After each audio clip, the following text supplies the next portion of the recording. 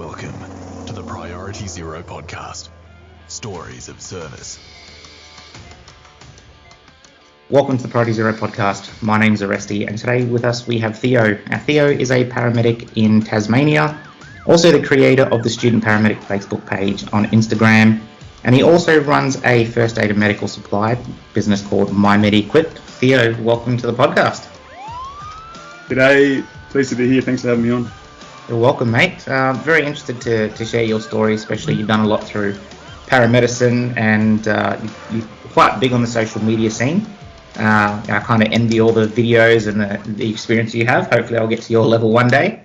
But yeah, tell us a little bit about yourself, Theo.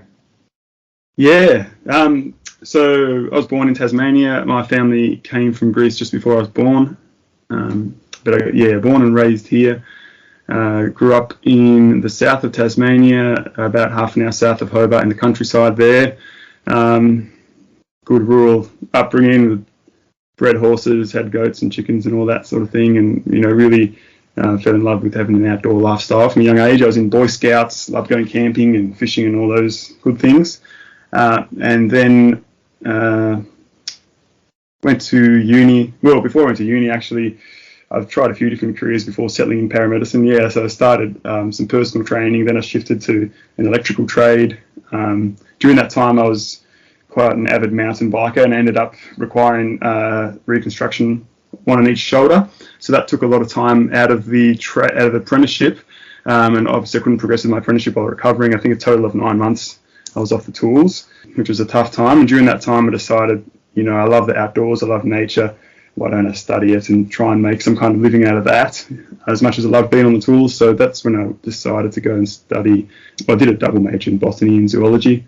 Ended up working for a lab at the University of Tasmania involved in plant science research and genetics and transpiration. Really enjoyed that work. Then I guess we're going to what got me into paramedicine. And what got me into paramedicine was, long story short, like around 10 years ago, I became a Christian. That's another story, but the church I joined has a number of disaster relief agencies. And it was in 2016, and this was like the peak of that refugee crisis, that was impacting Europe. Yep. So I was really interested for an opportunity to get boots on the ground there. So I was planning to visit my family in Greece. And I thought, while I'm at it, I know about this agency which is operating medical clinics in some of the big camps there on Lesbos, Moria camp, and some other ones. So I thought maybe I can just offer my translation services. That's the only skill that I really have that's relevant there.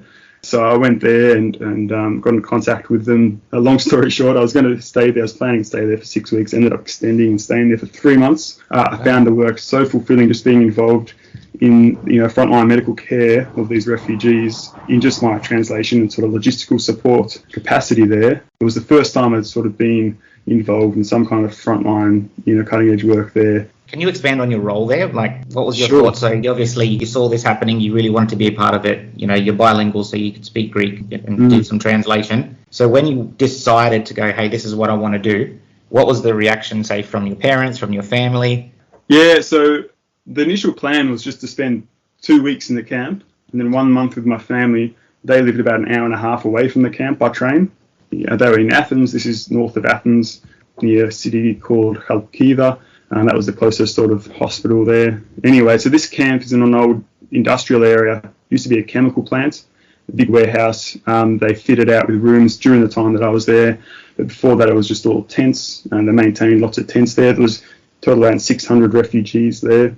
They're all Afghans. They tried to keep the different nationalities and the different sects, I guess, separate to avoid conflict. So these were all Afghan, mostly Hazari Afghans. And anyway, look, family was kind of, supportive, interested, like, oh wow, that's cool. My sister's a nurse, so she's been involved in that sort of stuff a little bit in other countries. And so they were pretty, excited and supportive. The family in Greece, they were a bit disappointed in the end because I had planned only to spend 2 weeks in that camp, but I ended up spending the majority of my time there for 3 months.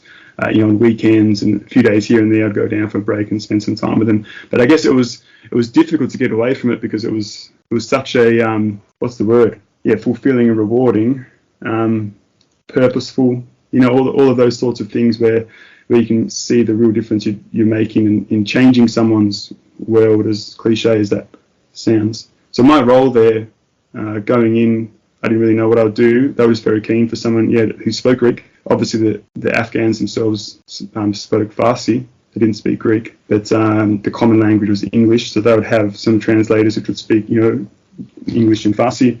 Yep. And then if we took them to appointments or took them to the hospital or clinics, wherever we would go, someone there would speak English or just Greek rather. So their translator would translate from the refugee to me, and then I translate from the English to the Greek. So obviously there's a few steps involved there, but we got it right. Yeah. We got the gist of it all right most of the time. So that's what I'd mostly be doing. On the camp there, I'd just be a bit of a handyman, help with bits of construction, bits of logistics here and there. I ended up doing quite a bit of admin and liaising with the camp was under the authority of the Air Force there. So there would be monthly meetings. We'd also have meetings with the other NGOs on site. For a period of time, the supervisor of our clinic project left, so I was acting in that capacity, and being bilingual, liaising with the Greek authorities was useful doing that. So I was quite multifaceted in what I was doing. I'd do driving. Ambulances wouldn't prioritise us because they're stretched even thinner here than there than they are here. So oftentimes we'd be transporting. It was my first exposure to like real raw everything from like birth all the way through to death. I'd never been exposed to those sorts of things before. There was a sad story there. A young guy about my age back then, I was 25. So there was a young guy there who had that, that spirit within him, which is, not just entrepreneurial, but just looking for opportunities to try and make impacts and grow new things and projects for the people and the families in the camp. And so he was from Afghanistan. And he was like key in establishing a little school there for the kids and a few other projects. Everybody loved him. Who's like that type A personality. Everyone, is enthusiastic, outgoing. Anyway, he went swimming one day and then got lost. No one knew where he went. And then they found him the next morning on the beach, washed up.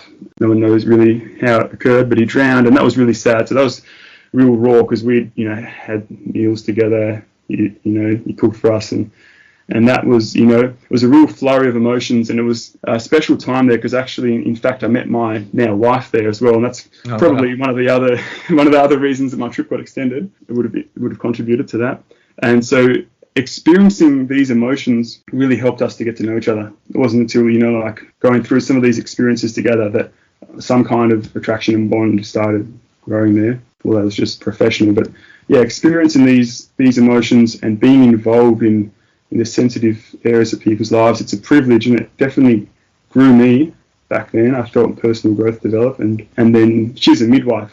That's how she was serving there. And so being involved with some of her work there and supporting and driving people in labour and all these sorts of experiences is like, wow, healthcare is crazy. Yeah, this is great. I can see myself doing this.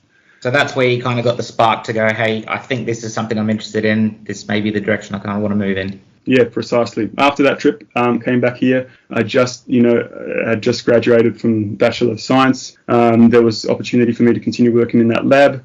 And then she's from the UK, my wife. And so then, I thought and prayed about, what would be the best thing to do. I applied for, master's programs in the UK and here in Australia. I applied for positions with my qualification over there and here.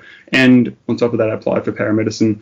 Paramedicine came through, so I thought, wow, this is the way to go. Before we hit your paramedic side of things, tell me a little bit about this science degree. You said you did plant and genetics. What does that entail? Yeah.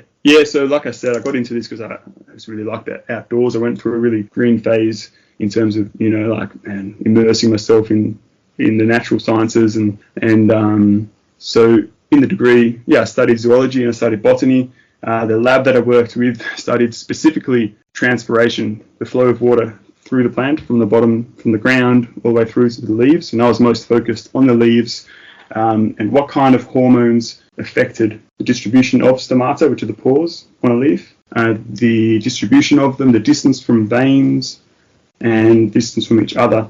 So that was really fun.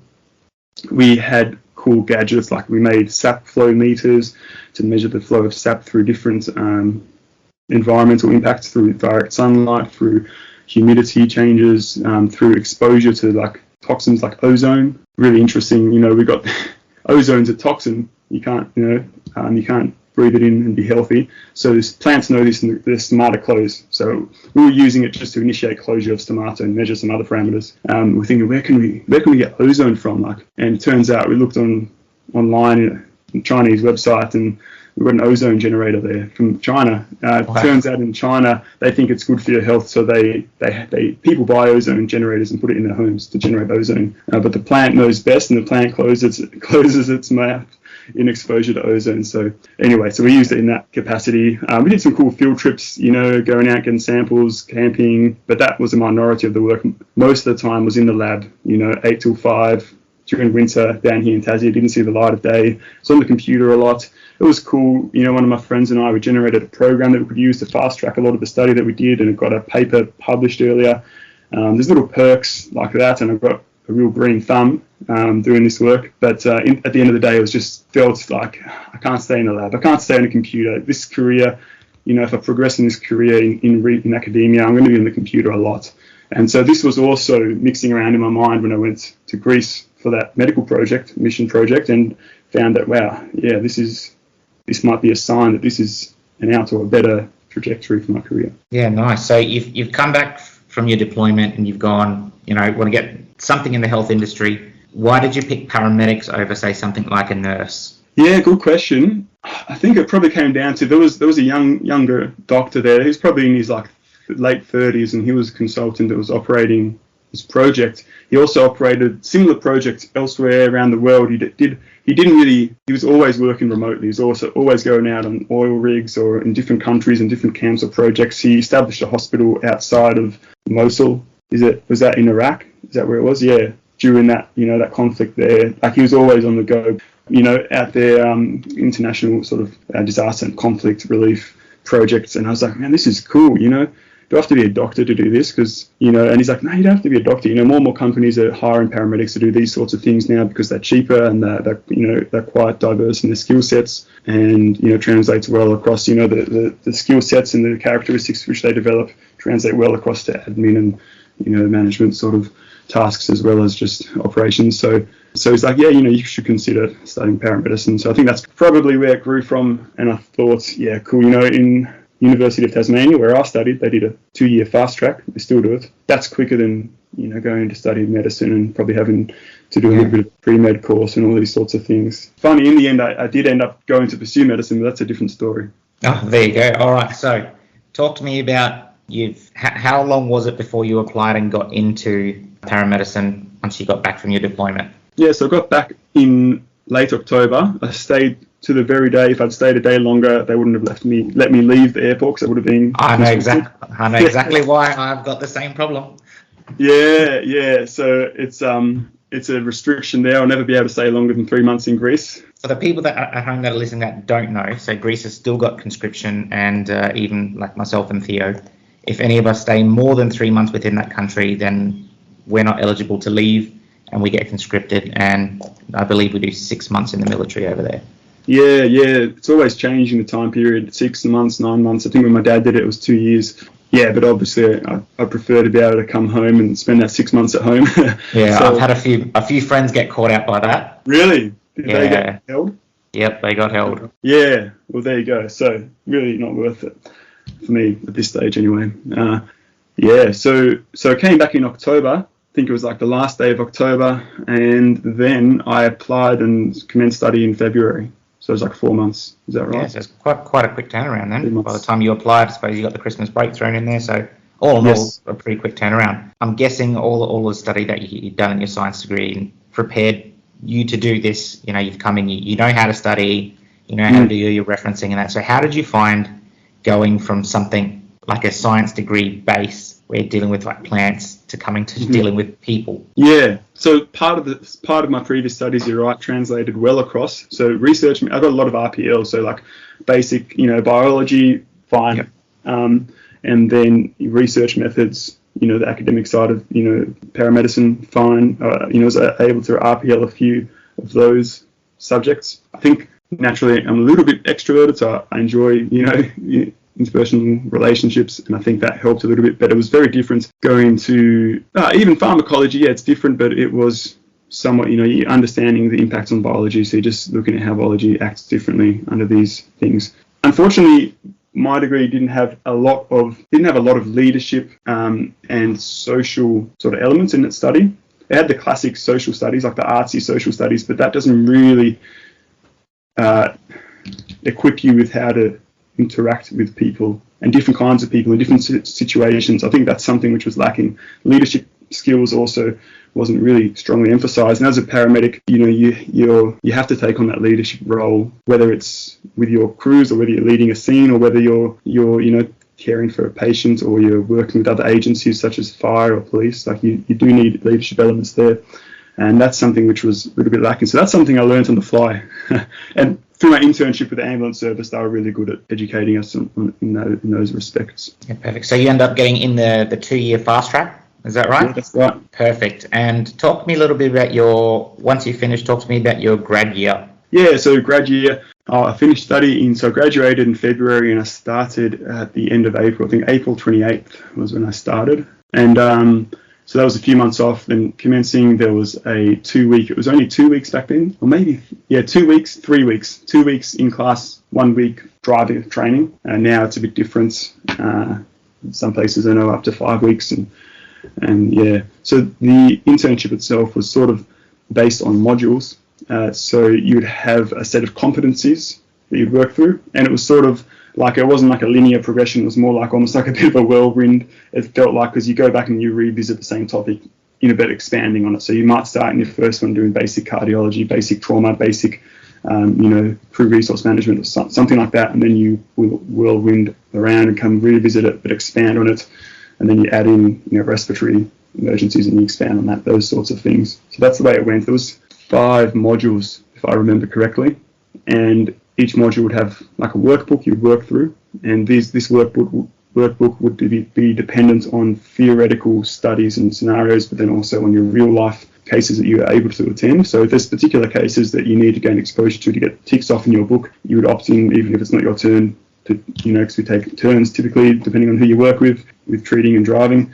You'd work in and just try, I'll pick up this case because, I might have to insert an airway and I need a few of those ticked off, sort of thing. So that's how you progress from one module to the other. You'd have to get your competencies signed off, and as well as your theory component. And then at the end of the module, you'd sit in OSCE, and this is just a number of like maybe 2 or 3 scenarios. You have just a mannequin, maybe your mentor will be your offsider, so you're tasked to direct them and to take care and leadership of this case, and then at the end discuss the decisions you made, the outcomes, and why you made those decisions. And it would be really, the classic verbalizing everything that you're doing and why you're doing it as you go. They're challenging. So that's for what you call your ATP at the end of your grad year, is that right? To get That's correct. So the way I did it would have 5 of these modules, and then at the very end there's a capstone panel where you have scenarios, you have spoken, they're called VIVAs, verbal scenarios, and then you'd have a theory test. Then after you've passed this, then you'd be able to have your authority to practice granted to you, and also your mental health officer accreditation. There'll be a couple of other little tiny formalities to sign off, and then you're on the road. And they say the nice thing about we'll give you as much support as we can over 12 months. We won't expect you to take on any preceptorship yourself, as you're developing your own practice. But service contingencies and needs must, you always get thrown in the deep end now and again, and it's good. Yep. It's a good experience. Yeah. And it's good. They generally don't throw you in the deep end unless they think you can handle it anyway. Yeah. You know what I mean? And it's good for personal growth as well. Absolutely. Yeah, no, it was good. So I remember 2 weeks in, had a day 1 grad, and then the first job we were paged to was airway burns. Oh.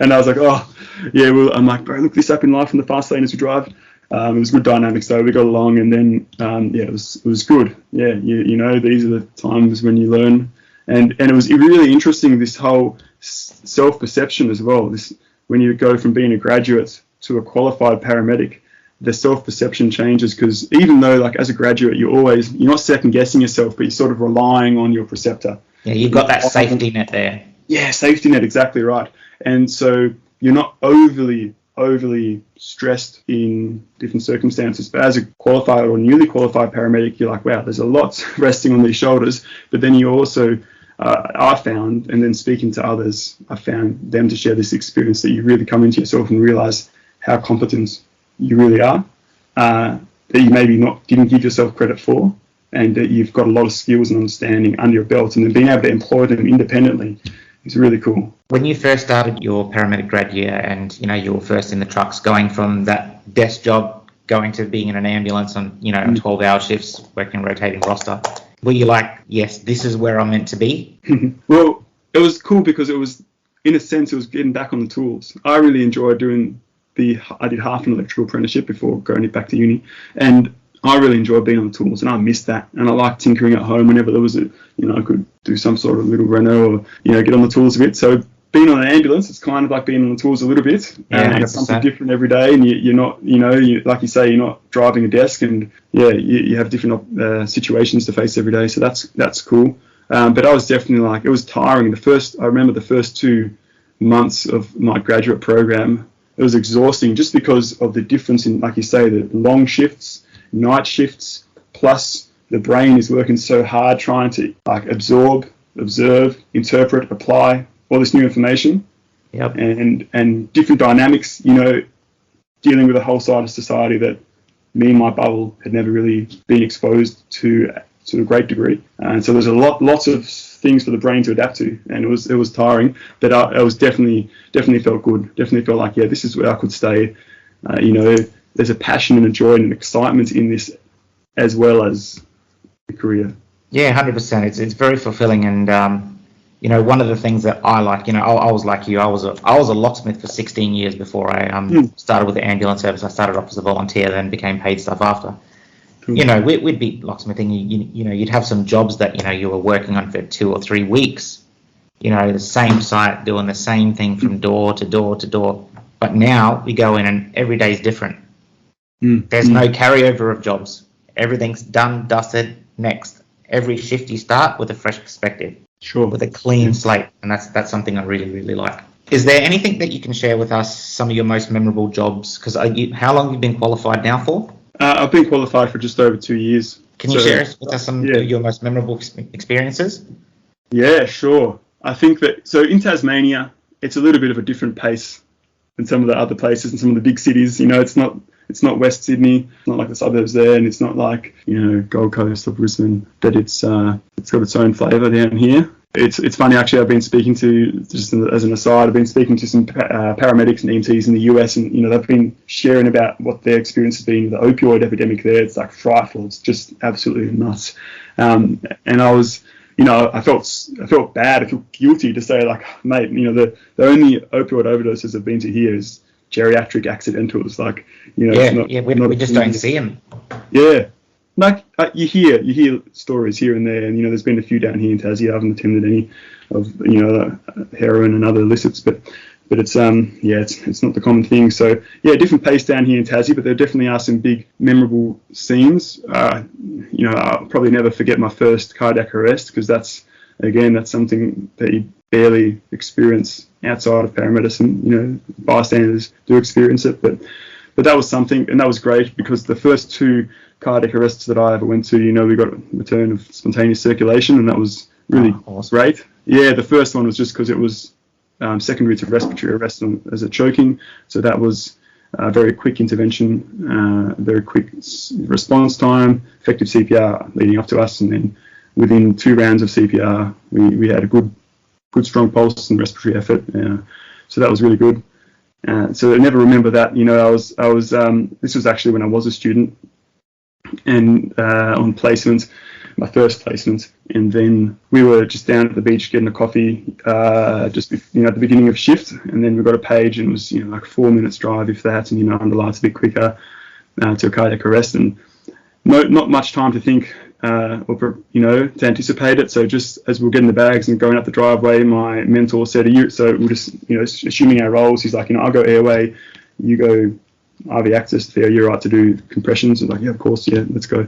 And then the first time doing compressions on a real person, that's doesn't feel quite like the mannequin, but it was good being involved and then seeing the outcome. that was great. And then also just experiencing the social dynamics of, his life being on scene and all those sorts of things, and seeing how we handle that. How, another couple of crews rocked up and every person just fell into their role. One person, supported, there was enough people around the patient, one person supported the wife and gained what information was required there, informed her of what is happening and what is going to happen now that we're transporting. So although that's a bit of a sort of a bread and butter case, although we don't go to them all the time, that's definitely will stick in my memory. Done lots of them since, but that's something that stands out. And then the major trauma, we don't get a lot of major trauma down here. Low population density, not much violence, not much significant violence, but it happens, and bad accidents happen. I remember my first traumatic brain injury. That was a big eye opener, and we weren't supposed to respond to it, but the crew that was tasked had a delay anyway, so we responded, and it was just sort of a fairly vague sort of call from someone driving by. No one had stopped on scene, but this person had an accident in what they were doing. And when we got there, they were slumped over. It didn't look like they were, it looked like they were unconscious at best. And there was a lot of blood around, and there was a lot to see there, some things on the ground which are meant to be inside their head. And, anyway, we got there and they looked up at me when I touched them, and that was really crazy, because, you could, without going into too much detail and sort of on the case, it was quite confronting, but it was great helping manage that case and responding that. Another brain injury, seeing, you hear about the textbook, things like Cushing's triad, which is, a sign of acute intracranial pressure increase, the behavioural differences, what interventions would be most appropriate for, agitation involved, with the brain injury. These are the sort of big ones, I think, which stood out for me, because we don't go to them all the time. Yeah, I don't know. I don't think I can go into much more detail because it's a small place down here in Tassie. Yeah, true. But these are the sorts of cases that stood out for me, I think. The ones which, you always study, the worst case scenario, the big cases, and then when they do come, it's like, wow, everything falls into place, and you see, what the textbook is talking about, and it's just amazing when the team works together as well, because we've all read about this, we've all practiced this, we've simulated this so many times, and it's a big supporter of how important simulation is in practice. Yeah, 100%. Iteration. When you train as realistically as possible. Like, that's why when your basic first aid courses done inside, and they might give you like a little towel to put your knees on. But as soon as you get to the advanced stuff, everything's done. Resus is done outside. Someone's found between a tree, you've got to move them, and we try to do things a little bit more realistic when you get to those high levels. Yeah, no, that's right. That's right. And even with the low level stuff, people complain and grumble about having to do CPR refreshers every year or whatever it is, but it's so important to maintain that, because I did some training the other night for a bunch of kids, and I'm used to just training with colleagues, and we have this high performance CPR model, which is based on Formula One pit crew sort of thing, where you have absolutely most time efficient, minimized time off the chest, and all those sorts of things. And it's just seeing how much of a difference that makes now, training kids which don't have any exposure or pre-knowledge of these sorts of things, and seeing what naturally people do, and then thinking about what that would mean in the real life, and how much time off the chest that would be, and what that would be. Yeah. So it's important to practice. Yeah, that's really cool. So you've been a paramedic now for a couple of years, and not only do you do that, quite big in the social media world, I would say, a bit of a social media star. Especially on Instagram. You've got a page called Student Paramedic. So tell me a little bit about that. You've got almost 32,000 followers. Yeah, so Student Paramedics was a page I started when I was a student. I was a student paramedic. And anyway, I think back then there wasn't, you had all these, I guess only having limited placements. We had 3 months of placement total. So three lots of 4 shifts over the whole 2-year degree, but really it was like a 3-year degree squashed into 2. And then other universities, particularly in the UK, they do that's like a quarter of what they do. They do almost like a whole year on the road pretty much throughout their studies, and it's so good and it's so important. It's such a big practical emphasis on their studies. It's not just theory. And so a lot of us here are relying on social media, pages like Savage Paramedics, or different pages to just look at clinical content and case studies and all these sorts of things. Med Australia is really good as well. Yeah, they've got fantastic training. Dan Pronk and Jeremy. Yeah, I got Dan Pronk's book. I was like, let's get studying. And there was pages on Instagram for student midwives, loads of med student doctors, medical student pages, but there wasn't really any catering specifically for student paramedics. So I thought it would be cool just to make one, and just even for my own reference, just to collate different case studies and different bits of content together into one place to help augment my studies and other people's studies. We started making, I wasn't really sure where I was going with the page initially, so we started doing every few days we'd do a student paramedic story, hashtag student paramedic stories, and would share some story of some student paramedic from around the world, what got them into paramedicine, what their background was. And how would you get them to send that in? Was that I'll just reach put a out, call out, or people or? So on the page, we started off to gain a lot of followers, just these case studies and memes and just classic stuff like that to try, to get exposure and engagement. Started putting stories out, if anyone wants to share their story, let's, we can showcase you on the page. So people were contacting me doing that. If there was some people which had followed their account or come across their account and they looked quite interesting, and, that could be a bit of an inspiration for other people, I'd contact them directly. Yep. So we got that going. I don't know how many we got in the end. We got 50 or so stories over the year, I think. So at least one a week would do, yeah. Anyway, and then following that, I graduated eventually, and I was also I'd bought during my studies these little clinical reference cards that someone had made on Facebook. It's just laminated little charts and tables of vital sign references, ECG keys, all these lots of little different things, assessment aids. And I found them so useful, but they were just laminated and they'd peel off, and I couldn't really find anything else within Australia that was from Australia that was similar. There was another shop which sold an American one. I was like, well, why don't I just I don't know, this looks like something which is really useful. Other people commented on them, saying they're cool, they're useful, where'd you get them from? So I, through student paramedics, by then had grown to 10K or something. So I was like, well, let's put a poll out and see if people would be interested in this sort of thing. If I produced some which would be more harder wearing, almost synthetic credit card style. Yep. Which other shops sold these sorts of things, but into a more booklet form, which is a bit more comprehensive than just those 4 credit card sort of things. And there was good response to that. I put pre-order out before purchasing any manufacturing, and that supported a lot. We got the first was 150 orders or something. So I was like, great, wow. let's get cracking, let's make them. So I made them. Response, yeah. Yeah. No, I was blown away. It's wow, this is tapping into something which is really, really practical and people finding useful. And I thought, why don't I, there's some, through other brands would contact me to do some influencing and promotion of their products on my page. So I was like, well, I've got this little another maybe I could just start another brand, just with these booklets and a couple of some trauma shears. I think, we're running X shear then and some other shears, and then see how that goes. So that's basically what I did. Student Paramedics is just maintain that name because I think I want to emphasize the fact that we should always all be students, always all carry that humility and eagerness to learn. It's really easy to lose the flame, and the page keeps my flame alive. Pardon, the expression, because it's easy just to become a bit docile, conceited, or, happy with where you are, I guess, clinically, socially, in your career. But this, definitely helps stay motivated, keeping up with latest research, evidence, best practice, and hearing from other people and what they're interested in. It's great having that community. So that's why I've kept the name there, and we continue to create content there on clinical practice and social dynamics and everything, in related with paramedicine and emergency healthcare. We've had some people come on board and help, create content, and it's sort of, it's cool. And then the other brand has sort of gone off on its own trajectory in terms of the retail sort of side of things. Yep, and that is called My Med-Equip, is that correct? Yeah, My Med-Equip. My Med-Equip. Is there a website or a page for that you want to shout out? Yeah, My Med-Equip on Instagram. You can find it in link in bio for student paramedics. There's a link there.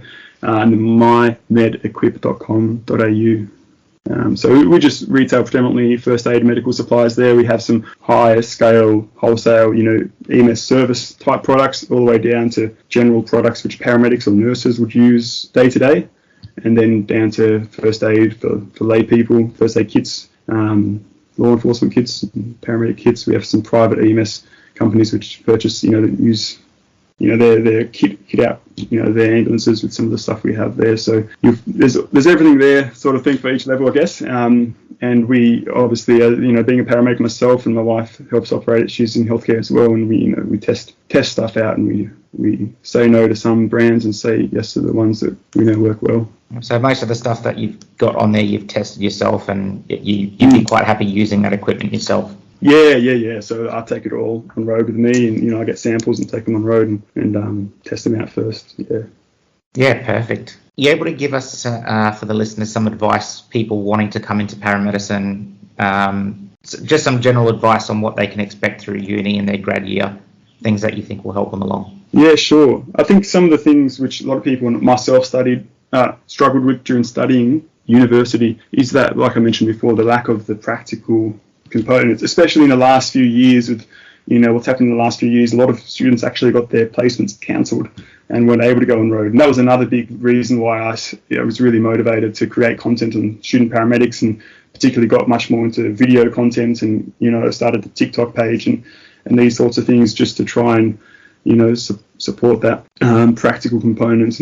But yeah, it can be a little bit disheartening, some people find, during uni, I know, and almost a little bit demotivating. Seems like a long time, 2 or 3 years you're going to be at uni, but once you finish, it's so worth it.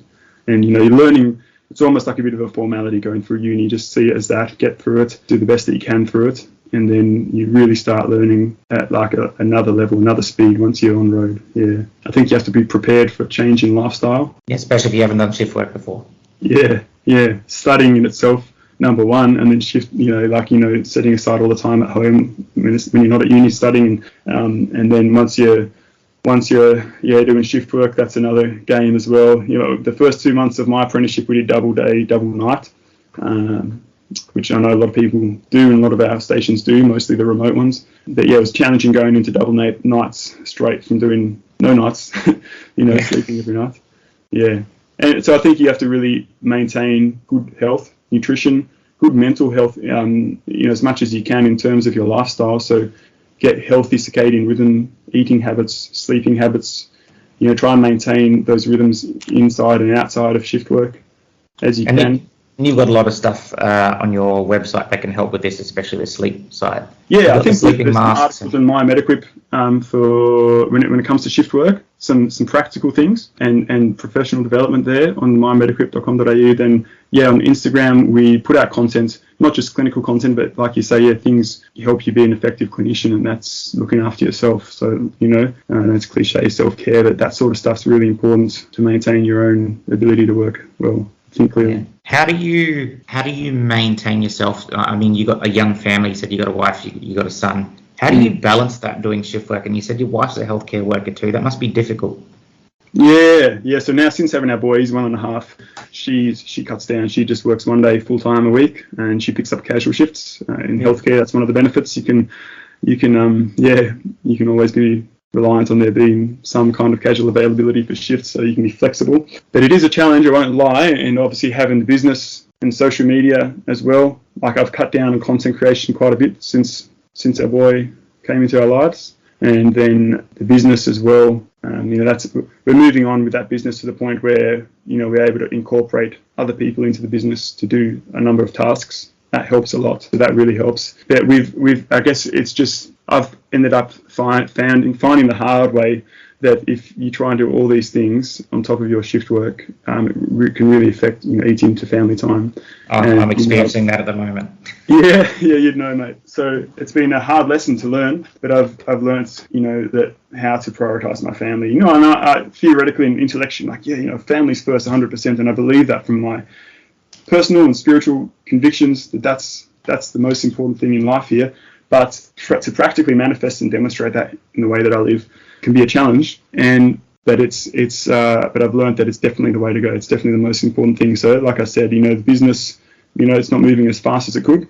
It's moving, but not as fast as it could. Social media, not producing that much content. I started a YouTube channel, was consistent for 6 months, and I haven't uploaded anything since probably like February, March this year. People don't realize how hard it is and how time consuming, especially to come up with these ideas to begin with and what you want to produce, and then to go through the stages of recording and then editing. Oh my God. Yeah, mate. And I'm so bad at, I don't know if it's because I'm impatient, but I don't always write a script down of what I'm going to say and fully organize, arrange what a video is going to be like. I just ad-lib, whatever, speak off, impulse. But oftentimes then I get stuck. So then I have to start again. Or like, when I'm editing a video, there's like 5 takes of the same sentence. And yeah, it takes time. And then searching for the right caption, like designing the caption. Social media relies a lot on SEO. So you got to not just hashtags, but search engine optimization in terms of what your caption contains. I have to make sure I list paramedic a number of times, like 5 times, or, and not confuse it by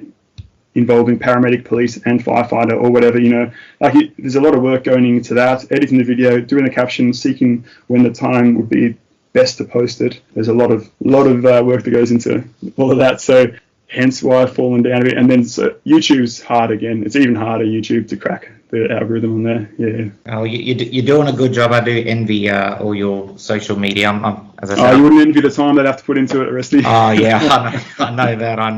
I'm at the point I've given up going to give up a few volunteer roles. It's just getting too much into family times, and this is kind of a part of the thing that you have to look after yourself, and you really have to manage that work-life balance, especially with kids. I've got an 11-year-old, a 8-year-old, and a 6-year-old, and it's just sports, homework, and it is. And you don't want to let something that's you're passionate about burn you out. Yeah, exactly. You want to keep that good appetite for it.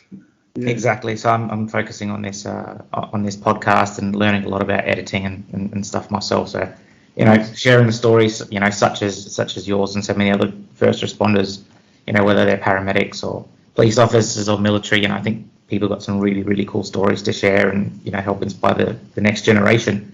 I think it's really important stuff, same as what you're doing. Happy days, mate. Well, I think that's about it for us.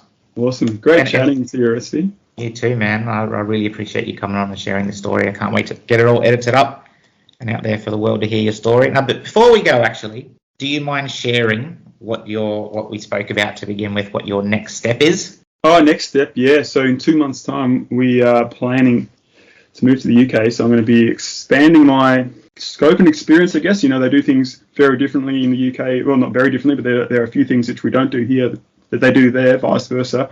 But overall, there's a bigger scope of practice for a paramedic. There's a higher expectation for individual practitioners over there. So that's going to be cool. I've got family there, so we're going to go there, spend time with the family while the little one's small, and there's opportunity for me to work there with the NHS and a few other cool things that we're expecting over there too. It's going to be an exciting year. I think you'll get further inspiration for your Instagram page over there. We'll see some new content. Yeah, for sure. To influence it, you'll be able to keep up with a few of the happenings. Happy days, mate. Like, as I said, I really appreciate you coming on and sharing your story. All the best for your role in London, or in the UK, should I say? Yeah, just south of London. Happy days, mate. Thank you for coming on. Much appreciated. All the Thanks best. for having me, and I love what you're doing here. Sharing stories with individuals, is really cool to add the human element to these roles in emergency services. So keep going. Look forward to hearing more from you. Thanks, mate. I really appreciate your support. Thank you for tuning into the Priority Zero podcast. We greatly appreciate your dedicated listenership. If you are interested in being featured as a guest on our show, we welcome you to reach out to us through our official channels on Facebook or Instagram. Alternatively, you can contact us via email at contact@priorityzero.com.au. We value your support in helping us spread these compelling stories to a wider audience. Kindly consider liking and sharing these episodes, as it plays a crucial role in our mission to reach as many people as possible.